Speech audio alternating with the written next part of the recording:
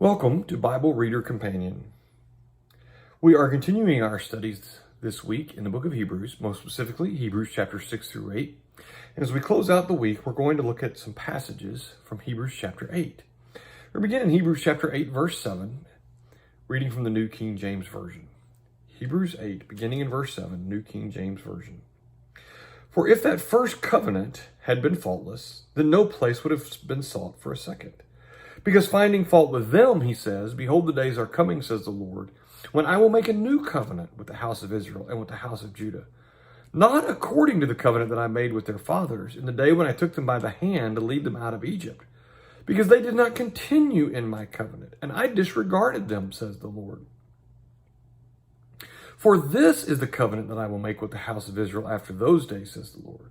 I will put my laws in their mind and write them on their hearts, and I will be their God, and they shall be my people.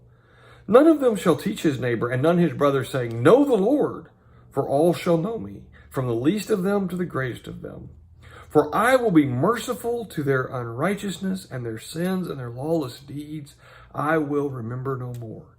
In that he says a new covenant, he has made the first obsolete. Now what is becoming obsolete and growing old is ready to vanish away.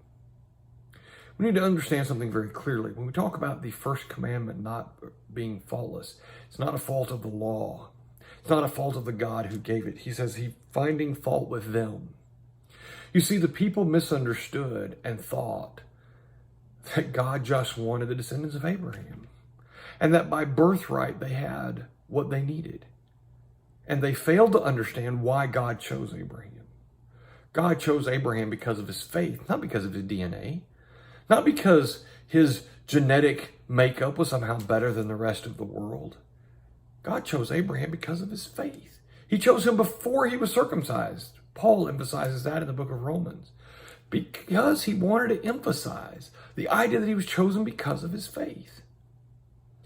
And so when he talks here about they're not going to teach their neighbor and their brother, it doesn't mean we can't go out and teach people about the gospel. He's talking about the fact that the people who are a part of this covenant are those who've already come into that relationship with God. You're not born into this relationship. You're not born of a certain nation or of a certain blood or a certain DNA, and therefore you have the rights to this covenant. The way that you have the rights to this covenant, the new covenant, is that you acknowledge God. And so here's the key. If we want to be a part of this new covenant, because the old is obsolete, it's gone. He's gotten rid of it. We can't appeal to it for our justification because he did away with it. Because it was about a covenant with a nation and offering them blessings if they would follow him, and they just didn't. They just would not have the kind of faith that Abraham had as a nation. And God said there's a new covenant coming. One that's based upon, I will have a covenant with those who choose to have a relationship with me and to know me and follow me. So if you think you're in a covenant relationship with God, ask yourself this question. Do I know God in the sense that I am listening to him, I am following him, I am obeying him, I am doing what he asks? Because if not, you have the mentality of the Jews that says, I have some birthright, or I have some baptismal certificate, or I have something that grants me outside of a relationship with the Father and maintaining that relationship. I have something that grants me a covenant with God. You don't. The only way you have that covenant is to know him, to follow him, to obey him. Thank you for joining us this week as we studied Hebrews chapter 6 through 8, and we hope you'll join us again next week. Thank you.